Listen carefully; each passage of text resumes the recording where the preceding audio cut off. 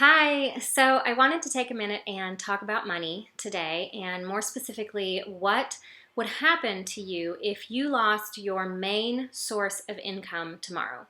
If your main source of income were to vanish tomorrow, how long would you be able to carry on? How long would the money in your savings carry you? And the frightening fact is, for most people out there, it's not very long at all. Most people out there either have no savings at all or they have very little in savings. They maybe have enough in savings to cover unexpected expenses. You know, when you run into minor car trouble or if you accrue some minor doctor bills, you have enough in savings to cover that and carry on with your life. And that makes you feel nice and safe and secure that, well, I've got some money that I can dip into when things happen.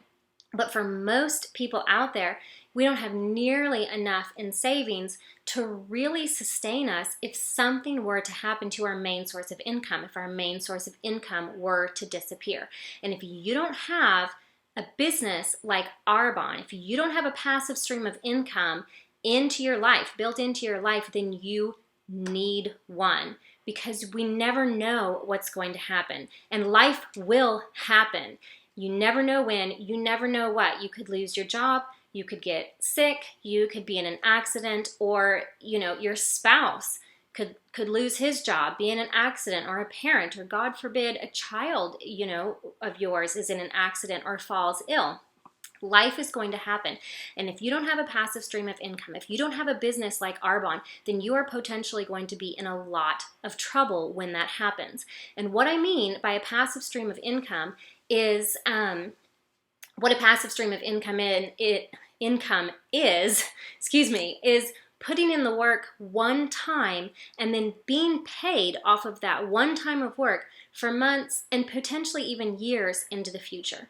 For instance, with Arbonne, if I put in the work one time to gain a new client and they start ordering product from me and they love the product, and whatever it is, if it's something from our nutrition line that they end up reordering on a monthly basis, or if it's something from the skincare line that maybe lasts a bit longer, they only really need to reorder that 2 to 3 times a year, it doesn't matter. I put in the work one time to gain a new client, and for as long as they continue to reorder product from me, I will make money off of them. Every time they reorder, I make money off of them. That's what a passive stream of income is.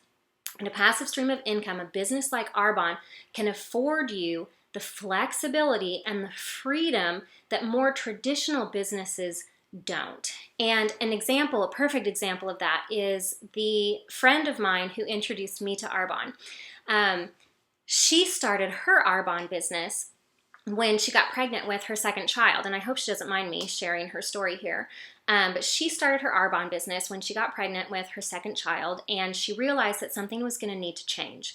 She knew that she couldn't continue working as many hours as she had been working with only one child once the new baby came, but she also knew she couldn't give up the finances. She still needed money coming in, especially because now she was growing her family.